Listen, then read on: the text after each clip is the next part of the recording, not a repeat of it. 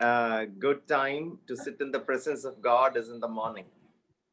और आप सभी को सुप्रभात। और सुबह में परमेश्वर की उपस्थिति में बैठना बड़े आनंद की बात है।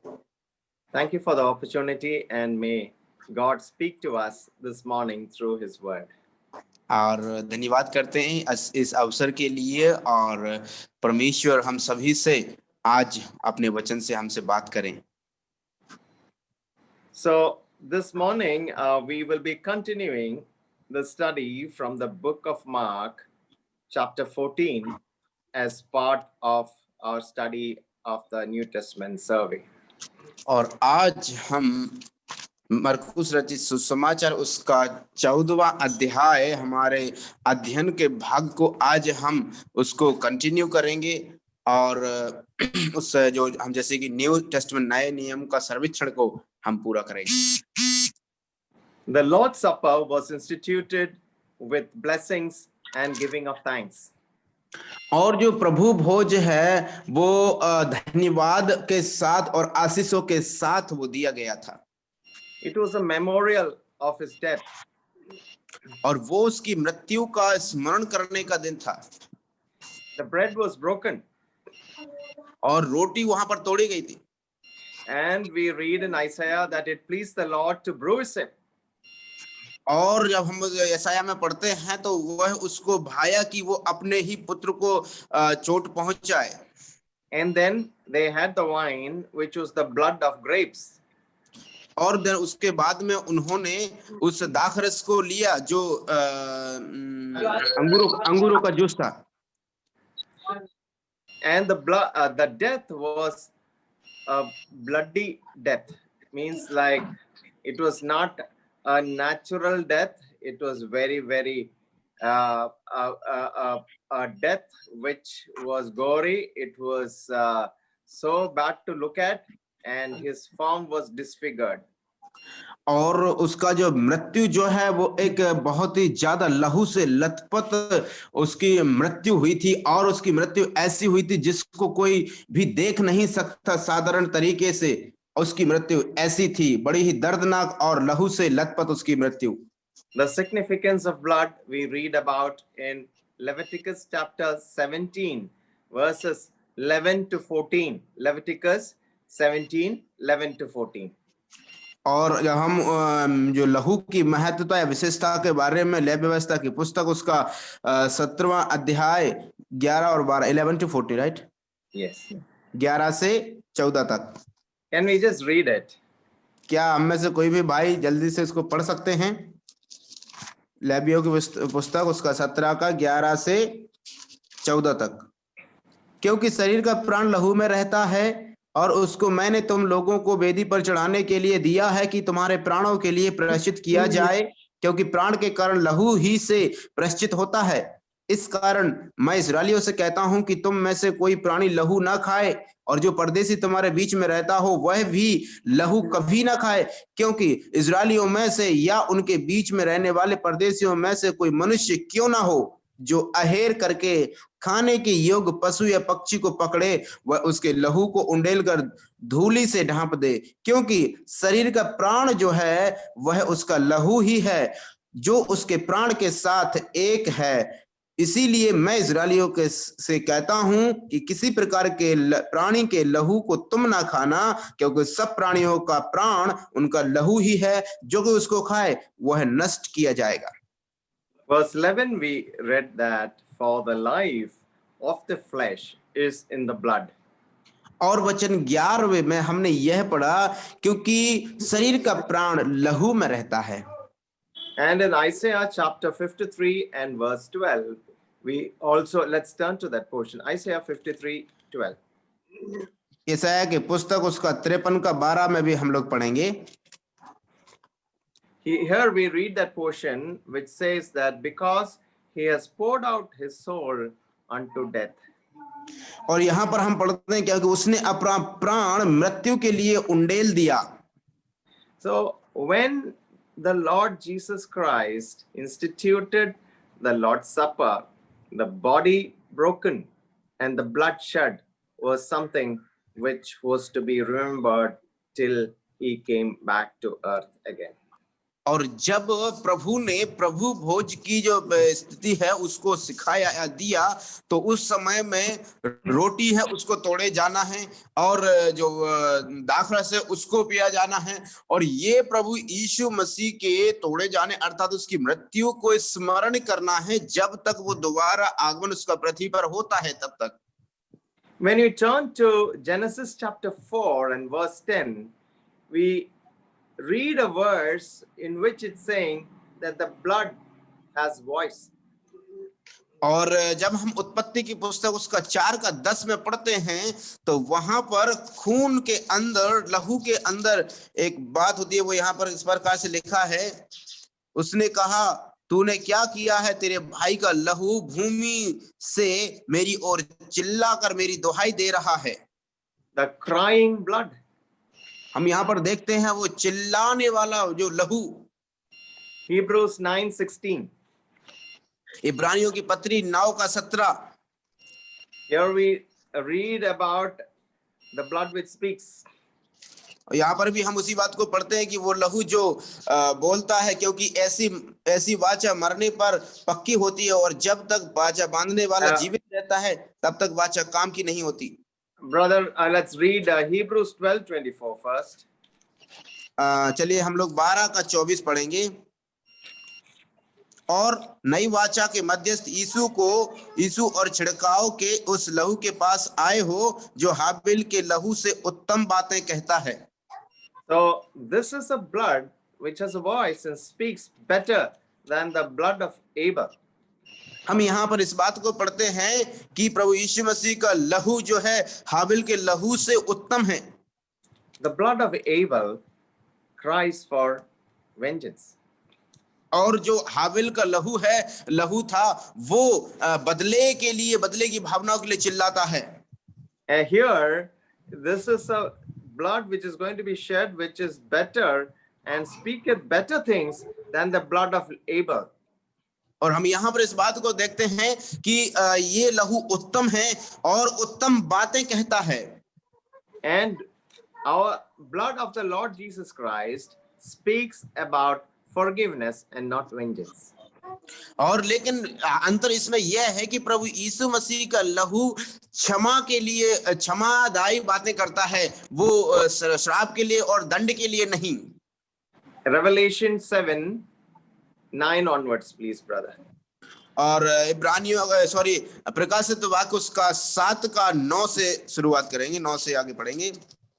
इसके बाद मैंने दृष्टि की और देखो हर एक जाति और कुल और लोग और भाषा में से एक ऐसी बड़ी भीड़ जिसके कोई गिन नहीं सकता था। वे श्वेत वस्त्र पहने और हाथों में खजूर की डालियां लिए हुए सिंहासन के सामने और मेमने के सामने खड़ी हैं, और बड़े शब्द से पुकार कर कहती हैं, उद्धार के लिए हमारे परमेश्वर का जो सिंहासन पर बैठा है और मेमने का जय जयकार हो।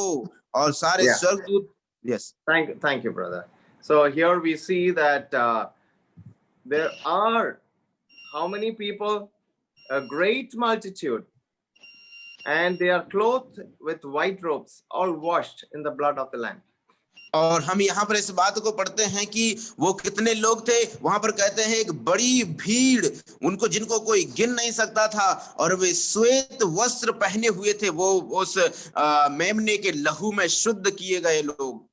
And next time when we extend our hands to receive the bread and the cup, let us be always mindful of the fact that the truths which these verses have conveyed to us. और जब हम अगले Sunday को जब हम उसकी आराधना करने के लिए जाएं और जब हम अपने हाथों को उसकी ओर उठाएं, तो उसको स्मरण करें और इन बातों को याद करें कि उसने, वो मेमने के लहू में मैं शुद्ध किया गया, उसने मेरे लिए क्या किया है, इस बात को स्मरण करें। Jesus Christ observed the Passover with his disciples. और हम जानते हैं कि प्रभु यीशु मसीह ने जो फसह का पर्व था उसको अपने चेलों के साथ में मनाया। That was his family. वो उसका परिवार थे। And even as the Israelites used to do that, and the first time they did it, it was family wise. और यहाँ तक कि जो इजरायली लोग हैं इसको हर बार किया करते थे, लेकिन उन्होंने जब इस प्रकार पहली बार किया तो वो एक पारिवारिक रूप से किया था उन्होंने। So the blood which was shed is also known as the blood of the New Testament, because it's a testament which was written in blood for all of us. और जो नए नियम में जो लहू बहाया गया था, वो लहू जो है वो एक नया नियम का एक लहू, वाचा का लहू है जो सभी के लिए बहाया गया था। And it was instituted with an eye of the happiness of heaven, and that is what we read, and that is something which we will have in the future. और ये लहू जो है वो ये सपर जो भोज इस प्रकार से दिया गया था, वो स्वर्ग की ओर वो धन्य को आंखों को बड़ा करके हमको ये दिया गया था जिसको हम भाग लेंगे। Jesus says, I will drink no more of the fruit of the wine. और प्रभु इस प्रकार से उनको कहते हैं कि अब मैं आज से दाखरस दोबारा कभी नहीं पीऊंगा। The spiritual one is going to be better, and everyone that has tasted spiritual delights, that is what he is going to do, not in this world, but something what is going to be in heaven. और जिसने जो आत्मिक व्यक्ति जिसका जो है वो क्या बनने के लिए जा रहा है, और जो व्यक्ति जिसने उस आत्मिकता का स्वाद चख लिया है वो भी उसी प्रकार से बनने के लिए जा रहा है कि जब वो जो आत्मिक है वो आएगा और उस समय में वो कैसा होगा वो व्यक्ति ही समझ पाएगा। Mark, when he is talking about the closing of the meeting, it says that it was closed with a hymn, verse 26. और जब हम उस वचन को पढ़ते हैं आगे को, वचन 14 का 26 मरकुस में, तो वो जब इस सफर का अंत किया था, उन्होंने भोज का अंत किया था, तो वो एक गीत के द्वारा वहां पर किया गया था। वचन 26 में इस प्रकार से कहता है, फिर वे भजन गाकर बाहर जैतून के पहाड़ पर गए। Just imagine the situation. क्या आप लोग स्मरण कर सकते हैं? Is it Jesus is going to face death, and he knows that this time is at hand where he is going to lay down his life, and yet we see a singing Savior. और हम यहाँ पर देखते हैं कि प्रभु यीशु मसीह भली भांति जानते थे कि वो अपने प्राणों की आहुति देने के लिए जा रहे हैं, और वो भली भांति जा रहे हैं कितना कष्ट उठाने के लिए, लेकिन हम यहाँ पर एक मसीहा को देखते हैं जो गीत गाते हैं। John chapter 11 we see a crying Savior, but here in Mark chapter 14 we see a singing Savior. और हम यूहन्ना 11 में पढ़ते हैं एक जो मसीहा जो दुख उठाता है, रोता है, रोने वाला मसीहा। लेकिन जब मार्कुस रचित सुसमाचार उसका 14वां अध्याय में आते तो हम यहाँ पर देखते हैं कि गीत गाने वाला, भजन गाने वाला मसीहा। Even when death is in front of him, when difficulties is in front of him, and they went out into the Mount of Olives, he is walking to something which was going to be very difficult, yet he praised God and gave glory to his Father by singing a hymn. और उसने उसकी परिस्थितियां चाहे कैसी भी हो, चाहे दुख और कष्ट मुसीबत, यहाँ तक कि उसकी प्राण की हानि क्यों ना हो, हम देखते हैं यहाँ पर कि जब वो उस पर्व को मनाने के बाद में, उस भोज को देने के बाद में, वो सीधे जैतून की पहाड़ की ओर जा रहे हैं। भली बातें जानते हैं क्या होने के लिए जा रहा है, वो कोई मतलब नहीं, लेकिन उसने अपने परमेश्वर पिता के लिए वो आदर, महिमा, मान, सम्मान दिया, वो भजन को गाते हुए आगे बढ़ते चले गया। So it was near bedtime. और ये उसका समय बहुत ही नजदीक था। It was near bedtime. It was going to be bedtime for many during that time. और उस समय का जो है सभी को सोने का समय था, जब लोग सोने के लिए जाते हैं बहुत सारे लोगों के लिए। Psalm 132 verses 3 and 4. और भजन संहिता उसका 132 भजन 3 and 4, brother. 3 और 4 पद पढ़ेंगे। निश्चय मैं उस समय तक अपने घर में प्रवेश ना करूंगा और ना अपने पलंग पर चढ़ूंगा, ना अपनी आंखों में नींद और ना अपनी पलकों में झपकी आने दूंगा। So these verses were so true of the Lord Jesus Christ. और ये जो वचन जो है वो मसीह यीशु के लिए, प्रभु के लिए बहुत ही सच और साधा वर्ड था। When work was to be done, he would not go up to his bed nor give sleep to his eyes. यहां तक कि जब वो कहता है कि जब कोई कार्य होना है तो मैं अपने बिस्तर पर, पलंग पर कभी ना चढ़ूंगा और अपनी आंखों में नींद नहीं आने दूंगा। The Israelites were forbidden to go out of their houses the night that they ate the Passover. और जब वो इस्राएलियों को लोग जब फसह का पर्व को जब वो लोग खाया करते थे तो रात में उनको बाहर जाने का अनुमति नहीं दिया गया था। You know why? आप जानते हैं क्यों? Because of the fear of the sword of the destroying angel. क्योंकि वो जो स्वर्गदूत का वो नाश करने वाली तलवार के कारण।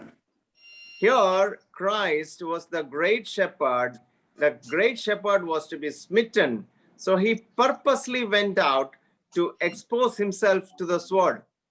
हम यहाँ पर देखते हैं एक महान चरवाहा को जो वो जा रहा है उस मार को खाने के लिए, उस कष्ट को झेलने के लिए, और वो जानबूझ करके उस फसह के पर्व के दिन बाहर निकल के चला गया। In verse 27, we see that he's telling his disciples that you will all be offended because of me. I know you will. और यहाँ पर प्रभु इस प्रकार से कहते हैं कि मैं जानता हूं कि तुम मेरे ही कारण मुझे ही तुम ऑफेंड करोगे और अर्थात कष्ट दोगे। And he is saying this, I will smite the shepherd and the sheep shall be scattered. We read about that in Zechariah chapter 13 and verse 7. जकरिया के पुस्तक उसका 13 का 7 में हम पढ़ते हैं कि मैं चरवाहे को मारूंगा और उसकी भेड़ें तितर बितर हो जाएंगी। You shall be offended because of me this night.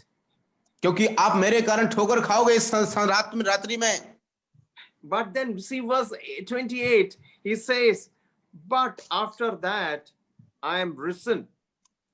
लेकिन वचन 28 में देखिए प्रभु कहते हैं कि उसके बाद मैं पुनर्जीवित हो जाऊंगा। Death cannot hold me because I am God of life and death. और मृत्यु मुझे रोक नहीं सकती क्योंकि मैं मृत्यु और जीवन का परमेश्वर हूं। I will go before you to Galilee. मैं तुमसे पहले गलीली में पहुंचूंगा। Where did I find you first? I found you in Galilee. I will come there and meet you there, be there. और मैं तुमको उसी समय उसी जगह में मैं जाऊंगा और तुमको मैं वहीं पर मिलूंगा और तुमसे उसी गलीली में मैं तुमसे मुलाकात करूंगा। We have Captain Peter in verse 29. He is saying, although all shall be offended, yet will not I. यहाँ पर हम देखते हैं कि पतरस जो उनका कैप्टन था वो इस प्रकार से कहता है कि सभी लोग प्रभु तुझको धोखा दें या छोड़ दें, लेकिन मैं तुझे कभी नहीं छोड़ूंगा, कभी नहीं मुकरूंगा तुझसे। Jesus had to remind him even before the cock crows twice, you will deny me thrice. यहाँ तक कि प्रभु उसको स्मरण दिलाते हैं कि तू जो मुर्ग के बाग देने से 2 बार बाग देने से पहले तो 3 बार मेरा इनकार करेगा। फिर भी He has got the foot and mouth disease. There's no Hindi for that. So let's read verse 31. चलिए हम 31 वचन को पढ़ेंगे। पर उसने और भी जोर देकर कहा, यदि मुझे तेरे साथ मरना भी पड़े तो भी मैं तेरा इनकार कभी ना करूंगा। इसी प्रकार और सब ने भी कहा। Jesus spared him of certain death. I'll talk to you about how Jesus spared him of certain death. Otherwise, he would have been on the fourth cross on Golgotha that day. और प्रभु यीशु मसीह ने पतरस को जो 4 मृत्यु के बारे में उनसे 4 मृत्यु से उसको बचाया, नहीं तो उनमें से पतरस भी प्रभु यीशु मसीह के पास में एक उसका चौथा क्रूस उस गोलगोथा की पहाड़ी पर होता। And when Peter said that, all the rest sang along, saying, likewise also they said all. What did they say? I will also die with thee. I will not deny thee in any way. और यहाँ पर इस प्रकार से वचन 30 का आखिरी पद में कहते हैं कि मैं किसी भी तरीके से तेरा इनकार कभी ना करूंगा। और उसके जो सब लोग थे उन्होंने भी ऐसा ही कहा, हम भी ऐसा नहीं करेंगे। When we stand, we have to remember one thing, that we all stand because of the grace of God Otherwise, we would have been killed. और जो कोई भी खड़े हैं आज, हमको इस बात को स्मरण करना है कि आज हम खड़े हैं तो क्योंकि नहीं तो वो परमेश्वर की दया है, उसका अनुग्रह है, नहीं तो हम कब के मर जाते। They come to Gethsemane, and then he is taking some people along with him, Peter, James, and John, and began to be sore amazed and to be very heavy. और इधर में Verse हम पढ़ते 32, हैं, verse 33. और वह यहाँ पर हम जब वचन 33 को जब हम पढ़ते हैं, और वह पतरस, याकूब और यूहन्ना को अपने साथ ले जाकर ले गया और बहुत ही अधीर और व्याकुल होने लगा। And when he says in verse 34, my soul is exceedingly sorrowful unto death, tarry here and please watch. और इधर में प्रभु कहते हैं कि वचन 34 में कि और उसने कहा कि मेरा मन बहुत ही उदास है, यहाँ तक कि मैं मरने पर हूँ, तुम यहाँ ठहरो और जागते रहो। I am reminded of a security guards which we have back in Bombay who do security work in the night. और सर को एक बात याद आती है, वो स्मरण करते हैं कि एक वो सिक्योरिटी अर्थात जो सिक्योरिटी है, जो रात में वो सिक्योरिटी करता है, सुरक्षा करता है। And during December, it's very cold, and these guys take a blanket, put it over their head, and sit there as if they are watching. और ये व्यक्ति क्या करते थे कि जो दिसंबर के महीने में बहुत ही कड़ाके की सर्दी के समय में वो एक कंबल को अपने सिर पर रख करके और वो बैठ जाते थे, और ऐसा लगता था कि वो बैठे हैं, जाग रहे हैं। Then I remember Peter, James, and John. और उसके बाद में सर को तुरंत ही याकूब, यूहन्ना और पतरस की याद आ गई। They are not bothered about what is going to happen. They are sitting in a chair with a woolen blanket on top of their head, and within minutes they doze off to sleep. और वो इस बात के लिए कोई चिंता नहीं करते कि उनके लिए क्या हो रहा है या क्या होगा। जस्ट वो लोग तो कुर्सी पर बैठे हैं, मुड़ी पर पूरा कंबल बांधे हुए हैं, और कुछ ही मिनटों में वो आराम से वहीं पर नींद आके आने लग जाते हैं। So the three things which the Lord Jesus wanted of his disciples is, one is to sit, second is to watch, third is to pray. और प्रभु यीशु मसीह जो उनके शिष्यों से अपेक्षा कर रहे थे वो तीन बातें हैं। पहला है उनको बैठना है, दूसरा है उनको देखना है, जागते रहना है, और तीसरा उनको प्रार्थना करना है। So sometimes when we pray also, from sitting we fall. और कई बार ऐसा होता है कि जब हम प्रार्थना करते हैं तो बैठे बैठे हम गिर जाते हैं। And when we are praying, we fall asleep. और जब हम प्रार्थना करते हैं तो हम कई बार सो जाते हैं, ऐसा लगता है नींद आने लगती है। And we can't watch or see anything because we will be in a slumber at that point of time. और उसी समय में हम उसको क्या बोलते हैं, जो हमको देखना चाहिए वो हम जागते नहीं रह पाते, क्योंकि हमारे आंखें जो है हम नींद से भर चुके होते हैं। In verse 35, he went a little forward a little and fell on the ground and prayed that if it was possible, the hour might pass from him. और इधर में हम जब देखते हैं वचन 35 में कि वो थोड़ा सा आगे बढ़ करके वो भूमि पर गिरा और उससे कहा कि यदि ऐसा हो, वो प्रार्थना करने लगा और कहा यदि ऐसा हो सके तो यह घड़ी मुझ पर से टल जाए। His great desire was fellowship with his disciples, fellowship with men, but also he wanted fellowship with God. और इधर में हम देखते हैं कि उसकी बड़ी महान इच्छा को हम देखते हैं कि उसकी इच्छा यह थी कि वो अपने चेलों शिष्यों के साथ में संगति रखे और उस संगति अपने परमपिता परमेश्वर के साथ भी रखे। A little forward he went to have fellowship with his father. और उनसे थोड़े आगे बढ़ करके वो अपने पिता के साथ में उस सहभागिता को अर्थात संगति रखने के लिए वो चला गया। If you happen to go to the Garden of Gethsemane, you will come to a spot where there is an inscription on stone saying that this is where he went forward and kneeled down and prayed.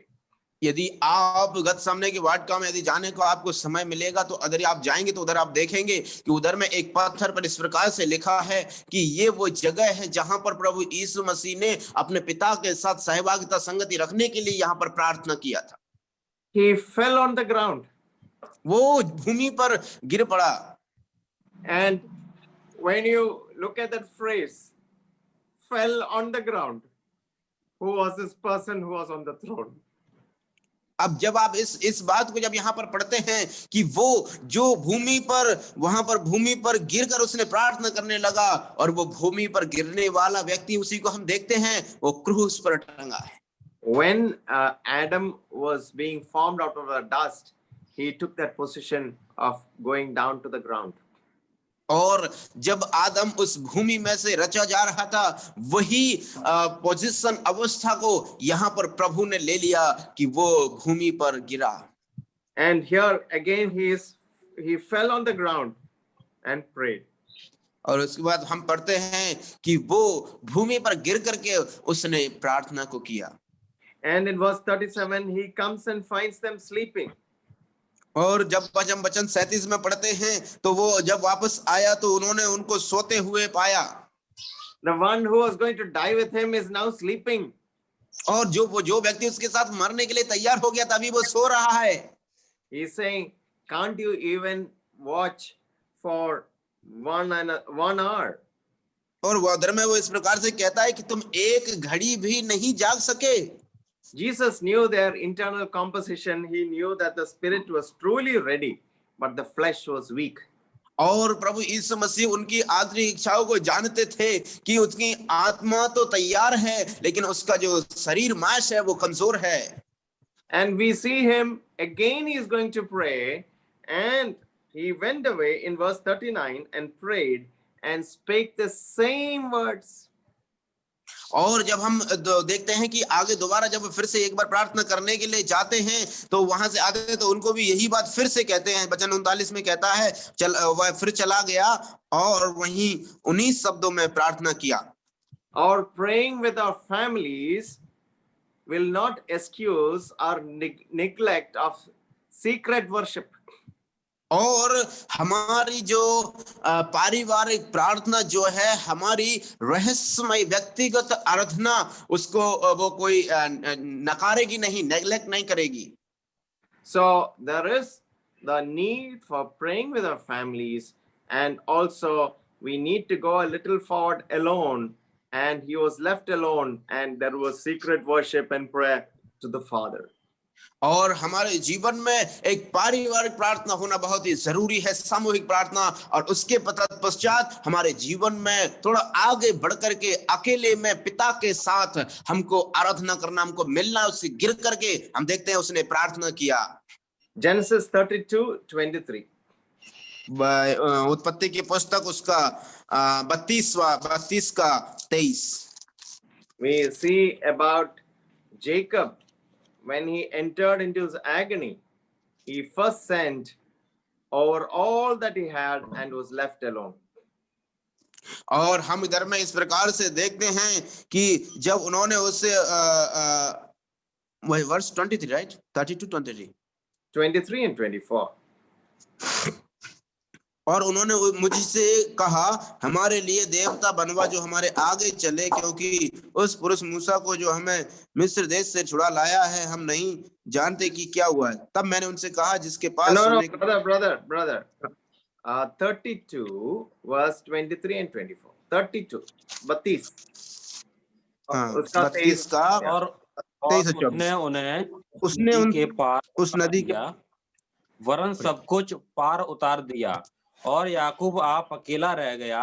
तब कोई पुरुष आकर पैर फटने तक उससे मल्लयुद्ध करता रहा। So here we see that Jacob, he was afraid, he was in agony, he was in distress. He did not know what his brother was going to do to him. और यहाँ पर हम देखते हैं याकूब को वो अभी एक बहुत बड़ी दर्दनाक अवस्था में है। वो डर के भय के सागर में डूबा हुआ है और वो नहीं जानता है कि उसका भाई उसके लिए क्या करने वाला है। Notice the verse that he sent them all over the brook. और हम इधर में इस प्रकार से पढ़ते हैं, इन वचनों को आप स्मरण करना, ध्यान देना कि उसने उन्हें उस नदी के पार उतार दिया, सबको उधर उतार दिया नदी के पार।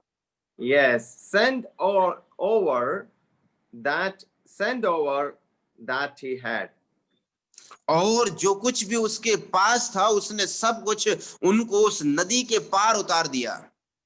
When you send away everything that you have, what is left?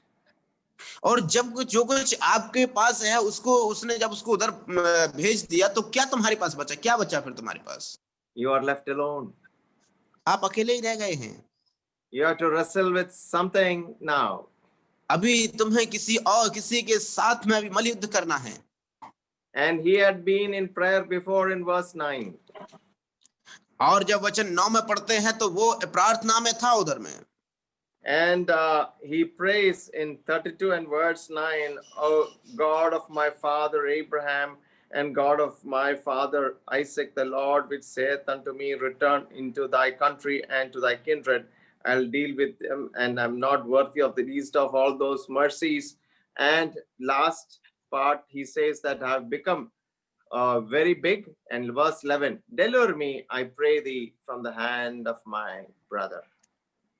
और जब हम वचन 32 का 9, 10 और 11 पढ़ते हैं तो उधर में याकूब की प्रार्थना को हम देखते हैं। वो कहता है कि हे यहोवा मेरे परमेश्वर, अब्राहम मेरे दादा अब्राहम के परमेश्वर, हे मेरे पिता इसहाक के परमेश्वर, तूने मुझसे कहा था कि अपने देश और जन्मभूमि में लौट जा और मैं तेरी भलाई करूंगा। और वचन 11 में कहता है, मेरी विनती सुनकर मुझे मेरे भाई एसाव के हाथ से बचा, तो मैं उससे डरता हूं, कहीं ऐसा ना हो कि वह आकर मुझे और मां समेत लोगों को भी मार डाले। That was his family prayer. ये उसकी एक पारिवारिक प्रार्थना थी। Now he is alone. He is face to face with God. और अभी याकूब को देखते हैं, वो अकेला है और मुखानुमुख परमेश्वर के साथ और सामने। Similarly, Jesus is entering that hour where he is alone, pleading with God the Father to see whether the cup would pass away from him. और उसी प्रकार से हम देखते हैं कि प्रभु यीशु मसीह भी अकेला है और वो पिता से विनती करता है कि यदि हो सके तो ये कटोरा मेरे सामने से हट जाए, मेरे सामने से चला जाए। He began to be so amazed. What does that word in Hindi, how does it translate, brother? और हम जानते हैं कि वो इधर में वो बहुत ही दुखी होने लगा। Yeah. So Abraham also had that feeling in Genesis 15:12, in that horror of great darkness which fell upon Abraham. और उसी अवस्था को हम देखते हैं अब्राहम के जीवन में भी, जब हम उत्पत्ति की पुस्तक में पढ़ते हैं कि वो भयंकर डर की रात उस पर आन पड़ी। And let's read that. The terrors of God set themselves in array against the Lord Jesus Christ. And let's read Genesis 15:12. चलिए हम लोग उत्पत्ति 15 का 12 पढ़ेंगे। जब सूर्य अस्त होने लगा तब अब्राहम को भारी नींद आई, और देखो अत्यंत भय और महा अंधकार ने उसे छा लिया। It was the hour of the horror of great darkness. और वो एक अत्यंत भय और महा अंधकार का समय था। It is very probable that the devil did now appear to our Savior in a visible shape. और हम यहाँ पर वही बात को देखते हैं कि जो उसने जो डेविल अर्थात शैतान ने जो हमारे मसीहा के लिए किया उसको हम यहाँ पर देख सकते हैं। After tempting him in the wilderness, he had departed from him for a season.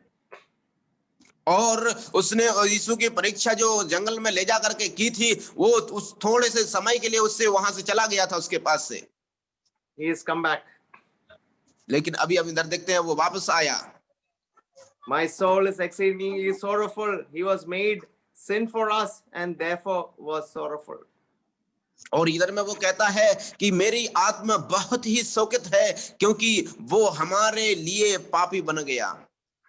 His curses were transferred to our curses. He was made a curse for us and our curses were transferred onto him. और हम जानते हैं कि वो हमारे लिए श्रापित बना और जो कुछ भी हमारा श्राप था उसने अपने ऊपर ले लिया, उसके ऊपर चला गया। To sweeten our sorrows, he became the man of sorrows. और हमारे उस शोक को खुश में बदलने के लिए वो शोकित हो गया। He wanted the disciples to tarry and watch, but they also have left him alone.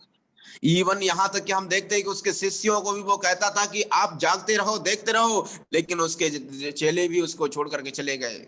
Note the words Abba, Father. इधर में जो शब्द यहाँ पर लिखा गया है, हे अब्बा पिता।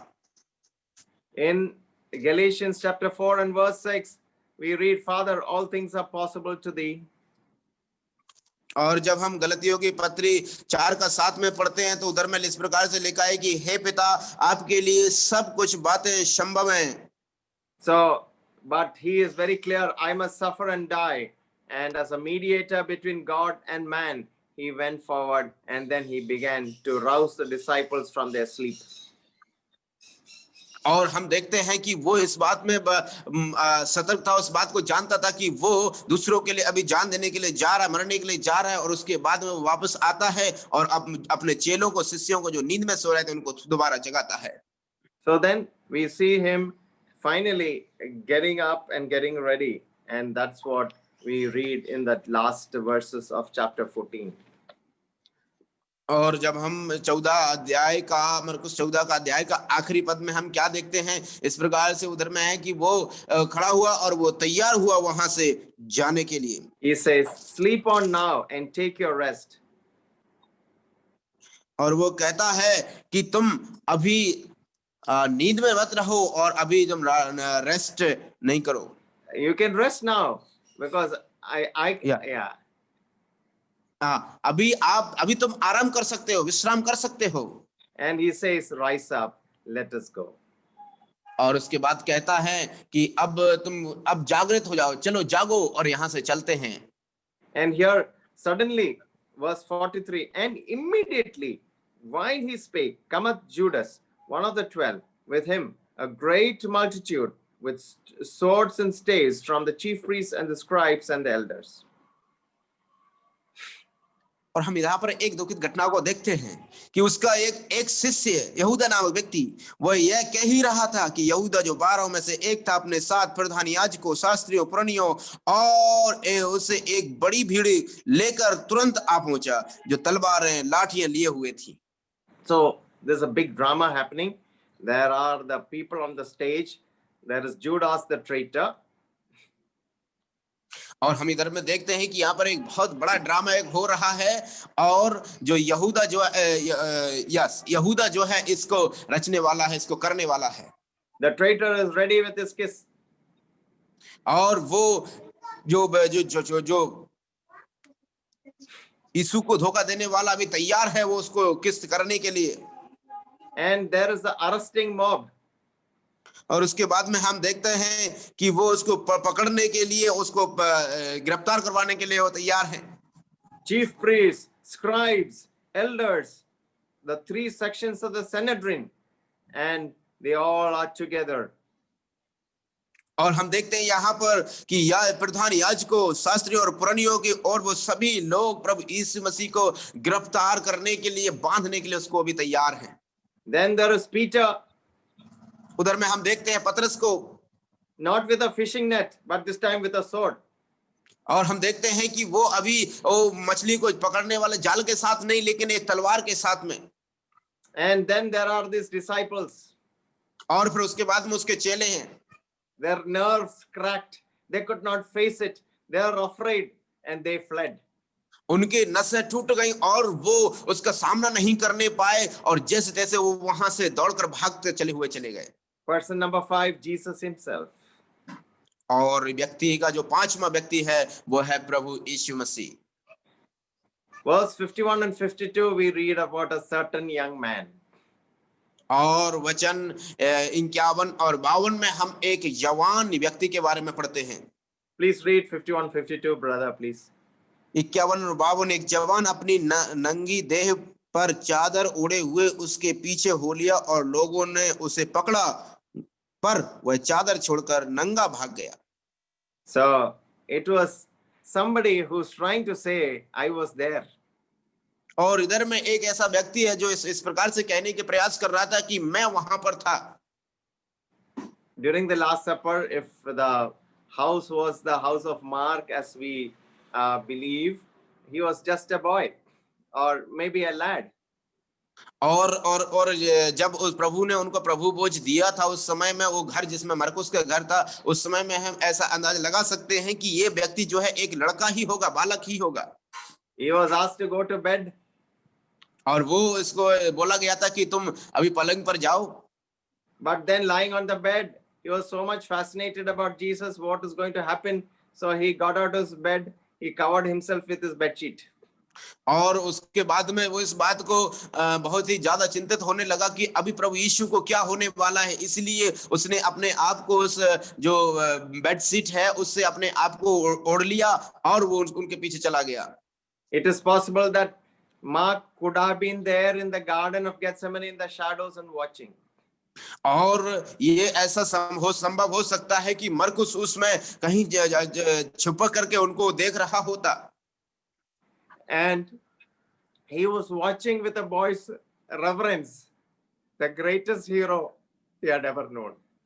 और वो उस व्यक्ति का जो सम्मान जो उसके लिए दे रहा था, उसको वो देख रहा था, जो एक बहुत ही बड़ा एक नायक है। Judas was back with the police. और यहूदा जो है पुलिस के साथ में वापस आया। And Jesus and his disciples were gone. और यीशु मसीह और उसके चेले चले गए। The uproar would have awakened him and he is now at the scene. और उसके बाद में जो हाहाकार और कोलाहल वहां पर मचा, वो अभी देखने योग्य है। They took Jesus away to the high priest and the chief priest. और वो लोग प्रभु यीशु मसीह को पुरनियों और याजकों के पास ले गए। And we see that this man was there. और हम देखते हैं कि ये व्यक्ति वहां पर था। And the Sanhedrin was the supreme court of the Jews. और वो यहूदियों का एक महासभा और देखते हैं वहां पर। They were composed of 71 members. और उधर में कम से कम 71 लोगों को वहां पर रहते थे। The high priest presided over the crowd. और वो जो महायाजक है वो भीड़ के ऊपर वो इस प्रकार से बोलते हैं। The crowd sat in a semicircle in such a way that any member could see any other member also. और यहाँ पर वो जो भीड़ थी वो ऐसे तरीके से बैठे थे कि वो एक व्यक्ति से सबको देख सकते हैं एक एक करके। The official meeting of the Sanhedrin was in a place called the Hall of the Hewn Stone, the cut stone. और वो जो ये जो मीटिंग अभी सभा जो वहां पर लगी हुई थी, वो क्या बोलते हैं, ऐसे पत्थरों का एक जगह का बना हुआ जगह था जो कटे हुए पत्थरों से थी। The court could not meet at night, but today they made an exception. और रात में जो कोर्ट है वो नहीं लग पाया, लेकिन सुबह में उन्होंने इस प्रकार का आयोजन किया। So if it was the verdict of death, a night must elapse before it was carried out. और यदि ये मृत्यु दंड के योग्य है तो कम से कम एक रात उसको उसमें डालने से पहले उसको रोकना होगा। The Sanhedrin broke its own rules. और जो हम जानते हैं कि जो महासभा उन्होंने उसके खुद के नियमों को तोड़ दिया। They had a big difficulty in getting witnesses to agree. There were only false witnesses. और हम जानते हैं कि वो जो उनके जो खुद के जो गवाह थे उसमें भी वो झूठे गवाहों को लेकर के आ गए। Somebody twisted the tale which you heard in Mark 13:2. और किसी ने एक बात को बोला जो मरकुस रचित सुसमाचार 13:2 में हमने देखा था। What did we see in 13:2? 13:2 में हम क्या पढ़ते हैं, क्या देखते हैं उधर में? यीशु ने उससे कहा building. Yeah, please. कि तुम ये बड़े बड़े भवन देखते हो, यहाँ पत्थर पर पत्थर भी बचा ना रहेगा जो ढाया ना जाएगा। So somebody twisted and said something. He says that, what did he say? He says that he threatened to destroy the temple. और किसी व्यक्ति ने वहां पर चिल्ला करके इस प्रकार से एक आरोप लगाया कि वो इस प्रकार से कहता है कि मैं इस मंदिर को नाश कर दूंगा, गिरा दूंगा, ढा दूंगा। There was an old legend which says that so many people came and testified. One came and said, I'm a leper, he cleansed me. A blind man came and said, he made me to see. The deaf came and said, he made me to hear. And the lame came and said, he has made me to walk. And the paralyzed man also came and he said, he gave me back his strength. All the witnesses were the true witnesses, but false witnesses were gathered to testify against Jesus. और हम देखते हैं वहां पर जो झूठे गवाह वहां पर सबसे ज्यादा एकत्रित हुए, और उनमें से जिनको प्रभु ने इस प्रकार से कहा था कि अंधे को आंखें दिया, लंगड़े को पांव दिया, कोढ़ी को काया दिया, और बहरे को कान दिया, और जो गूंगे को बोली दिया, सारे गवाह वहां पर एकत्रित हुए, लेकिन उनमें से जो झूठे गवाह है वही उनका दावा रहा और वही जीते। So the high priest took the matter into his own hands. और हम देखते हैं कि जो महायाजक ने इस कार्य को अपने हाथों में ले लिया। It was forbidden to ask questions by answering the person on trial, which might incriminate himself. So what the high priest did? और ये तो उनके लिए इस प्रकार से सही नहीं था कि एक व्यक्ति को जो अपराधी है उससे जवाबी में उससे प्रश्न पूछे। यदि वो ऐसा करेंगे तो उसके लिए कैसा होगा? No man could be asked to condemn himself. और कोई भी व्यक्ति अपने आप को श्राप देने के लिए बोला नहीं गया, पूछा नहीं गया। And what did that person do? उस व्यक्ति ने फिर क्या किया? What did that do? He asked him, "Are you the Messiah?" और वो व्यक्ति क्या कहता है यहाँ पर, क्या तुम मसीहा हो? And what did he do? और उसने फिर क्या किया? उससे क्या बोला? Just see the answer which Jesus gave. और जो प्रभु यीशु ने उसको उत्तर दिया, उस उत्तर को जरा देखिए। Verse 62. वचन 62 में यीशु ने कहा, मैं हूं। I am. और वो यहाँ पर कहता है मैं हूं। This word "I am" can mean so many things, and it was the name of the great God I am. और जो मैं हूं ये शब्द जो है वो बहुत बड़े उस महान परमेश्वर का नाम है, जिसने कहा कि मैं ही हूं। I am the past, present, and the future. I am always I am. I am in constant, continuous present tense. और वो किस प्रकार से कहता है कि मैं वर्तमान, भूत और भविष्य काल में हमेशा उपस्थित हूँ, मैं हर जगह उपस्थित हूँ, और मैं वर्तमान में भी मैं विद्यमान हूँ, मैं ही हूँ। Bluntly, he asked Jesus if he was the Messiah. और उसने बड़े ही अंधकार में बात को इस होते हुए इस प्रकार इस बात से पूछता है, क्या तुम मसीहा हो? Or thou the Christ, the Son of the Blessed. और वो कहता है कि तुम मनुष्य के पुत्र जो सर्वशक्तिमान की दाहिनी ओर है। So बिस्टेक सर आपका आवाज आ रहा है, प्लीज म्यूट कीजिए, डिस्टर्बेंस हो रहा है। जी sir, continue. So clearly Jesus thought, now it's enough. Let's get going with the final exercise. और प्रभु यीशु मसीह इस बात को अंत में समझ गए कि अभी इतना काफी है, चलिए इनके साथ में। Yeah, without hesitation he answered that he was, and that is what he answered. और इधर में हम प्रभु के उत्तर को बिना किसी डर और भय के हम देखते हैं, और उसने कहा कि मैं हूं। For the Sanhedrin, this is what they wanted, a charge which merited death penalty, and they were very, very happy about the answer. और हम यहाँ पर देखते हैं कि उनका जो वहां का भीड़ था, सभा था, उस सभा के विरोध में जो जब उन्होंने इस बात को बोला, तो ये शब्द उनके लिए उत्तर ही काफी था कि एक व्यक्ति को मृत्यु दंड देने के लिए। We see two characteristics of Jesus Christ emerge. One was his courage, second was his confidence. हम दो स्वभावों को यहाँ पर प्रभु यीशु मसीह के यहाँ पर देखते हैं। पहला था उसका करेज, और दूसरा था कॉन्फिडेंस, उसका आत्मविश्वास। He knew to answer in such a way like that was to die. और वो इस बात को जानते थे, और उसने बड़े ही आत्मविश्वास के साथ में उसको उत्तर दिया, उसको मरने वाले के लिए। And then we see his confidence. The cross was a certainty, but he continued to speak and also show his confidence by speaking with confidence. और उसके इस आत्मविश्वास को हम देखते हैं कि यहाँ पर वो इस बात को जानते थे कि उसको क्रूस पर चढ़ाने वाला मृत्यु है, दिया जा रहा है। इसके तत्पश्चात भी, उसके बावजूद भी उसने उनको उत्तर दिया कि मैं हूँ। The Peter, the captain is following at a distance in verse 54. और वचन जब हम 54 अर्थात 54 पद में पढ़ते हैं तो पतरस जो है उनके पीछे पीछे आ रहा था He sat with the servants और वो दासों के साथ में उधर में बैठ गया and warmed at the fire. Warmed और himself at the वो fire. और वो आग को तापने लगा And then comes the moment where one of the maidservants of the high priest comes and says, "You too." हम इधर में एक बात को देखते हैं कि वो एक याजक की दासी वहां पर आती है और दास आता वहां पर उसको कहता है अरे तुम भी उसके साथ थे He couldn't stand in front of a maid also. यहाँ तक कि वो उस दास के सामने भी खड़ा ना रह सका He was warming himself in verse 67.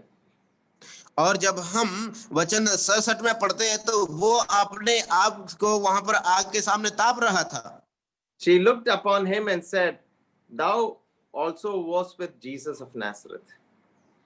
और यहाँ तक कि वो वहां पर वो जो दासी थी उसको उस प्रकार से कहती है कि तुम भी यीशु नासरी के साथ थे People are watching us. और लोग देख रहे हैं हमको They are looking at our behavior. वो हमारे व्यवहार पर नजर रख रहे हैं When we warm at the fire, when we are sitting among the servants, they watch us. और जब हम आग दापते हैं दासों के प्यादों के बीच में बैठते हैं वो देखते हैं हमको And we see that finally he denies again. और देखते हैं हम पतरस को कि अंत में उसने प्रभु का इनकार किया But he was the same Peter who did something very courageous in the garden. और पतरस को हम ऐसे पतरस को देखते हैं कि जिसने बड़े ही उत्साह के साथ में दृढ़ता के साथ में कहा था He had taken the sword and he aimed at the head, but it just cut off one ear of Malchus. और हम जानते हैं कि वो बड़े ही उत्साह और दृढ़ता के साथ में उसने तलवार को उठाया और मारना चाहा व्यक्ति का सिर पर लेकिन वो कान ही कट पाया उसका I call it the grace of God. और मैं इसको इस प्रकार से परमेश्वर का अनुग्रह बोलूंगा It was only the ear which went off. केवल वो उसका कान ही था जो कट गया And even that was a problem which would have landed him in trouble. और यहाँ तक कि वो एक ऐसी समस्या थी जो उसको समस्या में एक घटना थी जिसको समस्या में डाल सकती थी What was the last miracle that Jesus did? और प्रभु यीशु मसीह का आखिरी चमत्कार क्या था कान को जोड़ना yes Yeah. So he put back the ear, otherwise the soldiers would have caught Peter and he would have been on the 4th cross in Golgotha.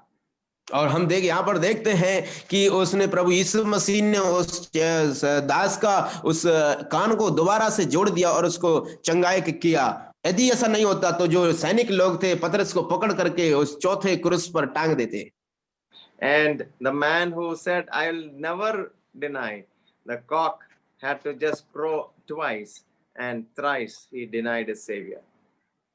और वहां पर वो इस प्रकार से दावा कर रहा था पतरस कि मैं तुझे कभी इनकार नहीं करूंगा लेकिन मुर्ग के 2 बार भाग देने से पहले 3 बार पतरस ने इनकार किया But this is what Jesus did. He just looked at Peter and he went out and wept. और हम इस बात को देखते हैं कि अंत में प्रभु ने क्या किया कोई शब्द नहीं निकाला लेकिन जस्ट पतरस के ऊपर वो देखा और पतरस इसके बाद जाकर के बहुत बुरी तरह से रोया The Lord gave him chance to weep. परमेश्वर ने उसको अवसर दिया रोने के लिए And we see that what happened in that night was something which taught Peter a great lesson. और हम इस बात को देखते हैं कि उस रात्रि में जो हुआ पतरस के जीवन में एक बहुत बड़ा सबक उसको मिला On that day of Pentecost, the word of God, which was a sword, he took and it touched the hearts of 3,000 people. और जब वो पेंताकोस्त के दिन में उसने परमेश्वर का वचन जो उसके एक तलवार के समान था और उसने 3,000 लोगों के हृदयों को छुआ था The word of God is powerful sharper than a two-edged sword. और परमेश्वर का वचन सामर्थी है और दो धारी तलवार से भी तेज और चोखा है। There was a man called evangelist called Brownlow North. He was a man of God, but in his young life, he had lived a very wild life. उधर में एक ऐसा एक इवांजलिस्ट था जिसका नाम ब्राउनलो रॉड था और वो उसने परमेश्वर के लिए एक ऐसा जीवन जिया। And one day he was going to preach the gospel. और एक दिन जब वो प्रचार करने के लिए जा रहा था, and before he entered the pulpit, a letter was given to him by a person in which was written everything which was shameful in the life of Brownlow North. और जब वो पुलपीट पर जाने से पहले उसको एक ऐसा पत्र दिया गया था जिसमें उसके जो ब्राउन लो के जो भी गलतियां और उसके जो असफलताएं थी उन सभी बातों में उसमें लिखा हुआ था। He dared to preach and publicly proclaim about his past. और उसने बड़े ही दृढ़ता के साथ में ढाढ़स बांधते हुए उसने प्रचार किया अपने उस बीते हुए काल के बारे में। Brother Brownlow North took the letter into the pulpit with him. और जो भाई ब्राउनलो था उसने उस पत्र को अपने साथ पुलपिट पर ले गया। He read it to the congregation and he told them every word was perfectly true about all these allegations. और उसने इस पत्र को ले जा करके उस पुलपिट के सामने सभी लोगों के सामने उसको पढ़ा और कहा कि इसमें जो कुछ भी शब्द लिखे हुए हैं वो सत्य हैं, जितने भी अपराध हैं वो सत्य हैं। Then he told them how through Christ he had been forgiven. और उसके बाद में उसने कहा कि कैसे मसीह के द्वारा वो क्षमा किया गया। How he was enabled to overcome himself and put the past behind him. और वो इस प्रकार से उनको बताया कि कैसे वो इन सब से जीत गया और बाहर निकल करके आया और उन सब चीजों को उसने पीछे छोड़ दिया। And how through Christ he became a new creature. और कैसे मसीह यीशु के द्वारा वो एक नया व्यक्ति बन गया। He used his own shame as a magnet to draw men to Christ. और उसने अपने ही उस शर्म को उसने एक चुंबक के समान प्रयोग किया ताकि लोगों को मसीह के पास उनको खींच लाए। And this is what Peter did. He told men, I hurt him, I let him down, still he loved me. और घर में ऐसा ही तो वो यहाँ पर पतरस भी करता है कि मैंने इसको ऐसा किया लेकिन फिर भी उसने मुझे डाउन किया लेकिन उसने मुझे छोड़ दिया। He can forgive you and he'll do the same for you. और वो भी आपके लिए क्षमा कर सकता है और उसी प्रकार से वो आपके लिए भी करेंगे। Peter's cowardice became a story of extreme courage and the story of shame became a tale of glory. और हम इधर में हम इस बात को देखते हैं कि पतरस के लिए जो उत्साह की बात थी वो उसके लिए हेड बन गया और जो शर्म की बात थी वो उसके लिए पूंछ बन गई पतरस के लिए। So as we read in Mark in chapter 15 and verse 1, again the word comes straight away or immediately, verse 1, 15, chapter 15. और जब हम मरकुस का सुसमाचार उसका 15 का 1 पढ़ते हैं तो उसके बाद में भी वही शब्द यहाँ पर प्रयोग होता है कि भोर होते ही तुरंत। And let me ask you a question. In India, suppose you are going to file a case against a person who was wronged or done something very wrong, how long will it take to be condemned by the court and punished? और आपसे आप लोगों से एक मेरा प्रश्न है कि भारत देश के जो नियम कानून के अनुसार एक व्यक्ति जिसने बहुत ही बड़ा अपराध किया है और उस अपराधी को सजा दिलाने के लिए कितना समय लगेगा? नहीं बता सकते। You are not gone to court, but we know like normally it can last up to it just 10 years, 20 years or 30 years you can go on. You don't go to court when there's a hearing and you can delay it. और इधर में ऐसा होता है कि आप हो सकता है आप कोर्ट में नहीं गए होंगे, न्यायालय में नहीं गए होंगे, लेकिन वो कम से कम 10 साल 20 साल 30 साल आप इसको बढ़ा सकते हैं, लेट कर सकते हैं। They are walking around with torches of fire throughout the night, They are sitting and warming themselves, and then in the night they did all what they could against their own rules.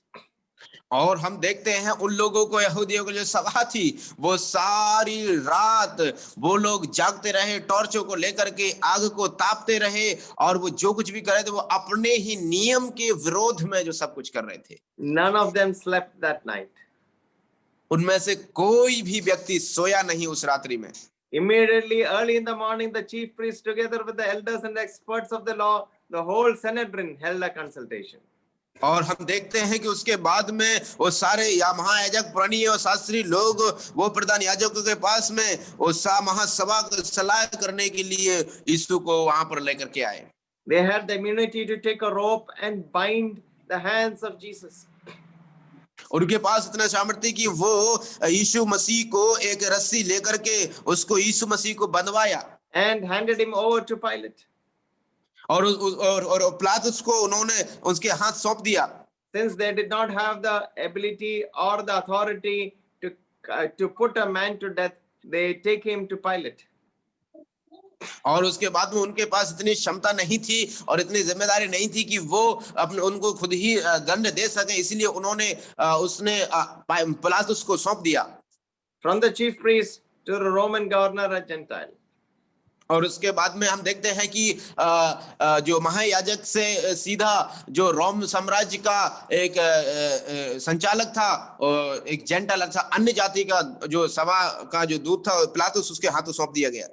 The chief priests forgot that it was Passover, and they forgot that they had work to do in the temple. But in verse 3, let's read verse 3. और जो महायाजक और प्रणीय लोग इस बात को भूल गए कि वो फसह का दिन था, लेकिन वो इस बात को भूल गए। वचन 3 में हम इस बात से पढ़ते हैं, प्रधान याजक उस पर बहुत बातों का दोष लगा रहे थे, But he answered nothing. लेकिन वचन पढ़ता है, वचन यहाँ पर देखते हैं कि उसने कोई भी उत्तर नहीं दिया। Pilate again asked him, answerest thou nothing? Behold, how many things they witness against thee. और पिलातुस उससे एक बार फिर से पूछते हैं कि तू कुछ उत्तर नहीं देता, देख ये तुझ पर कितनी बातों का दोष लगा रहे हैं। But he was fulfilling the prophecy 53 and verse 7 of Isaiah. लेकिन वो उस भविष्यवाणी को पूरा कर रहे थे यशायाह की पुस्तक 53 का 7 में, 53 verse 7. Yeah. So what do we read in 53 verse 7? We read that the Lord Jesus Christ, he was oppressed, yet he opened not his mouth. और वो भविष्यवाणी कौन सी थी? यशायाह की पुस्तक उसका 53 का 7 में, वह सताया गया तो भी सहता रहा और अपना मुंह ना खोला। It was written 2 times by Isaiah in the same verse. So yet he opened not his mouth. So he opened not his mouth. और इधर में 2 बार यहाँ पर शब्द किया गया, उसका प्रयोग किया गया था, तो भी वह सहता रहा और उसने सताया गया, तब भी उसने अपना मुंह नहीं खोला। So when he was afflicted, he opened not his mouth. And second, he was brought as a lamb to the slaughter, and a sheep before her shearers is dumb. So he opened not his mouth. और जब वो सताया गया तब उसने अपना मुंह नहीं खोला, और जिस प्रकार भेड़ को बध होने के समय भेड़ी ऊन कतरने के समय चुपचाप शांत रहती है, वैसे ही उसने भी अपना मुंह ना खोला। So Pilate is asking Jesus, are you the king of the Jews? और इधर में हम देखते हैं कि पिलातुस प्रभु यीशु से कहते हैं कि क्या तुम यहूदियों का राजा हो? This is a time where silence is more eloquent than words. और इधर में हम देखते हैं एक ऐसी परिस्थिति आ गई कि शांत रहना यहाँ पर शब्दों से कई ज्यादा कीमती है और बढ़कर के है। How many of you have used silence to say things which words cannot say? आप लोगों में से कितने लोगों ने उस शांत रहना आपने प्रयोग किया शब्दों से ज्यादा? Sometimes silence can say things that words can never ever say. कई बार ऐसा होता है कि आपका शांत रहना, चुपचाप रहना उन शब्दों को कह देता है जिनको आप कभी भी नहीं कह सकते। Sometimes when you are in great admiration, you just keep silence and you are in wondering admiration. और जब आप कभी भी यदि एडमिरेशन में हो, अर्थात उसमें बड़े आनंद में हो, तो उस समय में आप जरा चुप होकर के देखिए। You just look at the eyes and just keep quiet. Oh, great. और आप अपने उस आंखों में देखो और जस्ट आप चुप रहो और कहोगे कितना महान है। Second, there is a silence of fear. और उसके बाद में दूसरा डर का चुप रहना है। He is afraid to speak, and fear may gag him into a shameful silence. और उसके बाद में हम देखते हैं कि वो डर गया, डर के मारे उसका जो वो शांत रहा। And there is a silence of contempt. Instead of asking or answering somebody's allegations, the listener may just keep silent and leave them as they are. और कई बार ऐसा होता है कि जब कोई व्यक्ति उन पर कोई अपराध लगाते हैं, उनसे कुछ पूछते हैं, तो उन अपराधों के विरुद्ध में वो चुप रह जाते हैं, शांत रहते हैं। Then there is silence when the heart is hurt. और जब इधर में शांति रहती है, शांत रह जाते, चुप रह जाते, जब दिल को दर्द पहुंचता है, चोट लगती है। Sometimes someone has said that the deepest sorrow is a dumb sorrow. और किसी ने इस प्रकार से कहा है कि सबसे गहरा जो शोक है वो है Then शांत। finally there's a silence of tragedy that is silent because there's nothing to be said. और इधर में हम अंत में देखते हैं कि इधर में एक ऐसा शांत रहना और चुप रहना है जो एक दुखित घटना के बारे में है। So he knew that the prophecies had to be fulfilled. He knew that the lines of communication was broken, and the hatred of the Jews was like an iron curtain in which no words could penetrate. और हम इधर में देखते हैं कि जो यहूदियों की महासभा के सामने जो इसका जो प्रत्युत्तर था, वो उसमें जो यहूदियों का जो अपराध का एक ऐसा एक पर्दा था जिसके अंदर वो उसका शब्द उसमें फूट नहीं सका, पार नहीं हो सका। The judge in Pilate was afraid of the mob, and there was a barrier no words could pierce. और हम देखते हैं कि जो पिलातुस था वो इस भीड़ को डरा, इसलिए वो जो उसके अंदर कोई शब्द उसमें उसका प्रयोग नहीं कर पाया, प्रवेश नहीं कर पाया। We learn from this portion. हम इस भाग से सीखते हैं। Sometimes silence is very powerful. कई बार जो शांत रहना बड़ा ही शक्तिशाली होता है। If he had spoken, everything would have scattered into dust. और यदि मान के चलो यदि उसने कुछ बोल दिया होता तो सब कुछ धूल में और मिट्टी में मिल जाता। His voice are like the voice which we read in Psalms.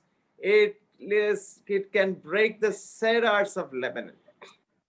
और वो हम जब भजन संहिता में पढ़ते हैं कि उसकी आवाज इतनी सामर्थ्य है कि वो लबानोन के जो बड़े बड़े वृक्ष हैं उनको भी तोड़ सकती है। Sometimes we need to learn how to use and imitate the Lord. हमको कई बार ऐसा भी सीखना है कि हम कैसे प्रभु का अनुकरण करें। Our deepest sorrows sometimes has to be dumb sorrows. हमारा जो गहरा जो दर्द है और शोक है वो हमारा सीखना चाहिए हमारे गहरे चुपा रहने से, शांत रहने से। Take it to the Lord in prayer. प्रभु के पास इसको प्रार्थना में ले जाएं। We can't tell everything to everyone. हम हर एक बातें हर एक व्यक्ति को नहीं बता सकते। So our time is up. Thank you for this wonderful opportunity you have given to me, and I praise God for the assembly there, and